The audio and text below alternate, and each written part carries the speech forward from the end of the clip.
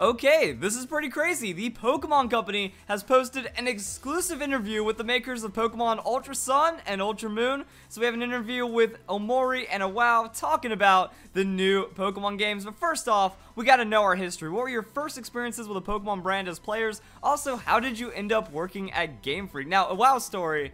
This is like everyone's dream, you know, you play a game, you go, man, I want to work for those guys, you end up pursuing it as a career, and then you end up getting it. So WoW just wanted to play all the Pokemon games, knew he wanted to be a game designer, and ended up getting picked up by Game Freak. Omori's is a little different. My younger brother was perfect age for Pokemon Red and Green, so he picked him up and started playing them together, and then he wanted a game designer position, but the only people that were recruiting were Game Freak, and he ended up with it. What were the first titles that you worked on, and what were your roles in the games? Pokemon Black, Pokemon White, as a game designer, worked on the UI, battle systems, Pokemon musical feature. Pretty cool. I was lucky to be able to work on so many different aspects of the game. I know, especially as just like a first hire and probably like a less experienced game designer, so that's pretty cool. And then Omori, he actually became like the creative director for Pokemon Omega Ruby and Alpha Sapphire, so it's cool to see that he actually started with the Pokemon Ruby and Sapphire games. Roots of Pokemon Ultra Sun and Ultra Moon. Now here's where we get into it, guys.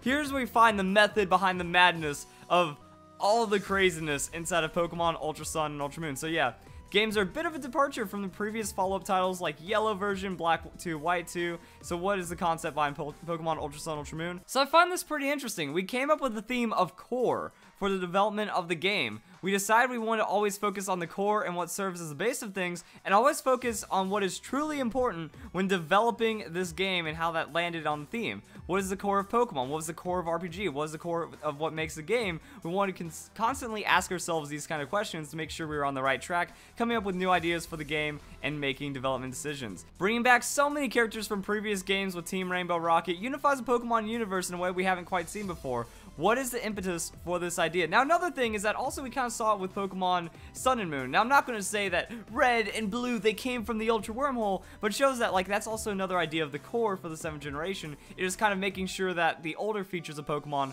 aren't really forgotten. Pokemon Ultra Sun, Ultra Moon are really kind of a culmination of our efforts up until now, and we knew when setting out development that we wanted to do something that features characters from other Pokemon games. First, we were planning to just have some of the bosses from previous games appear in the battle agency, but these characters have so much personality, and our story writer felt like he could come with a story featuring them that they could be possible in Pokemon Ultra Sun, Ultra Moon. That's how the post-game Team Rainbow Rocket scenario got. So they actually acknowledged that the battle agency was a pretty solid idea, but yeah, when you bring them into the battle agency, just like, oh cool, they're there, we get to beat them up as a part of the battle factory. There's nothing special behind that. You feel the impact when Team Rocket takes over again, and then it's all of the bad guys, and the boss is like, what's going on? And then they also talked about how it's a post-game. So that means we have, like, I thought it when I first saw it, I was like, is this like Delta chapter level stuff where we do our Ultra Wormhole shenanigans? Giovanni catches wind of this and then tries to use it for himself. In each game, each of the bosses come for a world in which they manage to fulfill their dark ambitions. There was a lot of speculation. It was from the rumors. And, like, okay, guys, this is my personal hang-up now, because everything was right. Everything was right with these leaks, except Gen 1 Grass Poison gets Alolan form. No Alolan form, but everything else is true. And then those bosses are summoned by someone from Rainbow Rocket from universes in which they accomplished their agenda. So it was kind of obvious, but I mean, we have the confirmation right here, which means the Pokemon timeline, multiverse gets even crazier. But hey, that's how it works now. Worlds in which player character must not have existed. So it's not even like the player character failing, it's just we didn't exist as a player character. You guys didn't play the game, therefore they took over the world. Do you feel good about yourself? Playing with parallel worlds like this is the only possible because of the existence of Ultra Wormholes in Pokemon Ultra Sun, Ultra Moon. Because the player character exists in the Alola region, he or she will have a chance to stop them. So this is like an entirely new timeline than in like, isn't even a timeline though, because it's parallel universes. Everything exists and doesn't exist.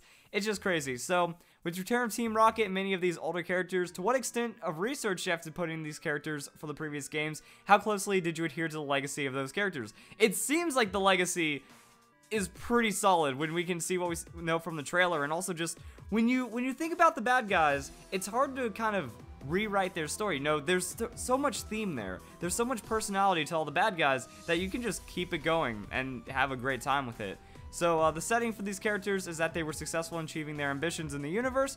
We tried to reflect that in their dialogue. Their personalities are, of course, what fans of the series will expect, but players also get a chance to see new sides of these characters.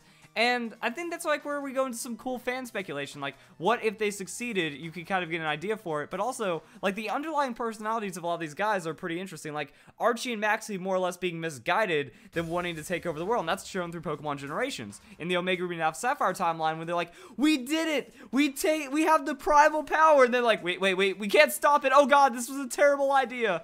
If anything, this proves my theory more. Also, if you haven't seen theory, check it out in the description down below, where I pretty much just say that, yeah, the reason why we have the old Generation 3 Archie and Maxie designs is because it's impossible to tame the primal power, and since this is from worlds where the player character didn't exist, it means that they couldn't have scooped them up instead. So it seems like the success is just impossible for harnessing that primal power with the experience that Archie and Maxie have. So Pokemon Generations kind of hinting that for us, and it's pretty good.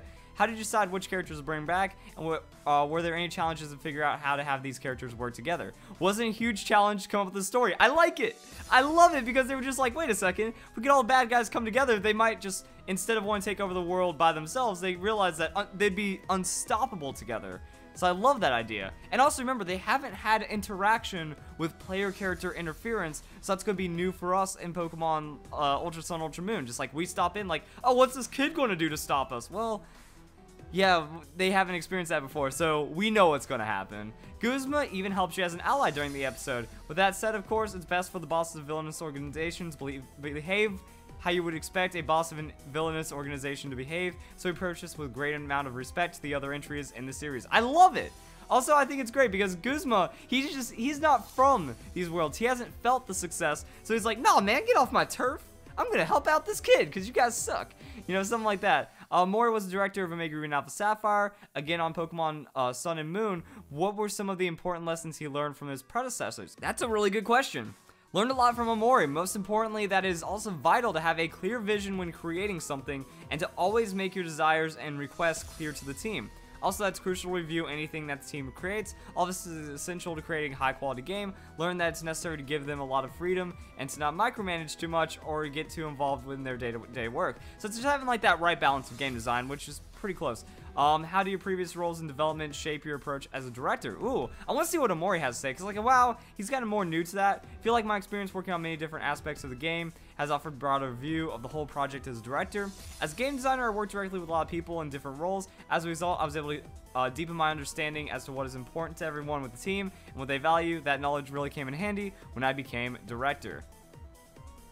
Alright, so it just seems like they have more, it's about being a director, it's about managing the team instead of actually having like every single idea for the game and stuff, so that's pretty cool. Unleash the Ultra Beast. Do you take a different approach when it comes to designing the Ultra Beast than you will with a new Pokemon? Now, I already read this, and this is one of my favorite responses ever. With the Ultra Beast, Ken Sugimori, who oversees Pokemon designs, came up with a concept of doing things we typically avoid when creating a new Pokemon. For example, taking the soft texture of a jellyfish and pairing it with glass, or taking something that normally looks small and weak like a mosquito and making it super muscular. With these kinds of concepts, we were able to create Ultra Beasts that give a very different impression to Pokemon we have created so far. So it's like they intentionally made the least Pokemon thing that they could, and that works for the theme. Like, you look at Ultra Beast, it's unsettling, it's creepy, you know it doesn't belong, it comes from the Ultra Wormhole, it comes from a different dimension. So because of that, like, I think, even though I kind of disagree with Ultra Beasts overall, like, I still think, like, from the first reveal of Pokemon Sun and Moon, they're fairly unnecessary, but it looks like it opens up the story pretty well. So they integrated well, and I would prefer to not have just had them, but I mean, overall, like, the idea is great. Like, I can understand how they made it work, why they made it work, and why it works so well. Because it's like pretty much go up to Ken Sugimori. Ken, you're great at making Pokemon. Make an anti-Pokemon. Make the Nega Pokemon. Just have fun, do what you're not allowed to do, and just go crazy. And we can see that. Like, we have an attractive cockroach. We have a power outlet lightning bolt thing, and then just the glass jellyfish. So it's kind of crazy. I like that. Surfing, rainbows, and more. Is Mantine Surf an homage to Surfing Pikachu in the yellow edition? Ooh. There were, I never thought about it like that. I didn't think about like any kind of homage going on. One is that we want to differentiate the games from Pokemon Sun and Moon, so we want to change how the gameplay felt to some extent. One way to accomplish this is by adding some action-based elements. I love the idea of Mantine Surf. we wanted to feature the allure of the Alola region more than ever before. We can accomplish that using surfing as an action. I think Pikachu's Beach was another good feature to go into the game, served as a culmination of the series. So it seems like it wasn't based off of Pikachu's Surf or being an homage, but I think it's still pretty cool that this is a beautiful way of experiencing the Alola region. Considering Necrozma, Rainbow Rocket, New Ultra Beast, Team Skull, and others, are there a lot of challenges for the player in the games? How you balance the roles of these different adversaries? Team Rainbow Rocket only appears after you complete the main story. Wasn't too concerned with that, but I think we found a good balance with all of the other elements by placing Necrozma at the center of the story. That's pretty good, and then it's a core tradition of the Pokemon game, so keeping it core, guys. Some players voice desire for post-game content Pokemon Sun and Moon. Is that something that you expanded on for Pokemon Ultra Sun and Ultra Moon?